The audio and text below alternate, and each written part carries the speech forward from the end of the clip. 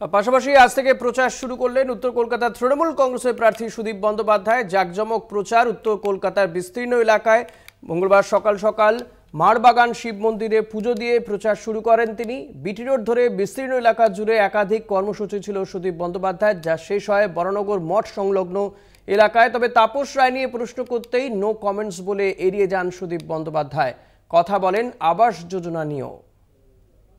আবাস যোজনা যা হয়েছে তার টাকাটা যে আটকে রাখছে এটা আমি অনেক স্টাডি করে বুঝবার চেষ্টা করেছি এবং আমি নরেন্দ্র মোদীর সঙ্গে মমতা ব্যানার্জির সঙ্গে গিয়ে সরাসরি কথা বলেছি একবারে মুখোমুখি বসে।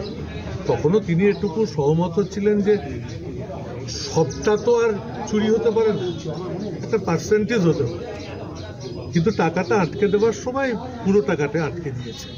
এ ব্যাপারে অভিষেক একদম কারেক্ট বলছে যে গত 3 বছরে টাকা আসে এবং সেটা আমি দিল্লিতে খুব কাছ থেকে বসে দেখেছি এবং এটা অন্য কথা না, আমি সরাসরি মোদীজির সঙ্গে কথা বলেছি এবং গিরিরাজ সিং তিনি নিজের আসন থেকে উঠে এসে পার্লামেন্টে আমার পাশে বসে এসে বলেছে যে আমার দপ্তরের এটা এখন আর ব্যাপার নেই, এটা প্রধানমন্ত্রীর কাছে ব্যাপার।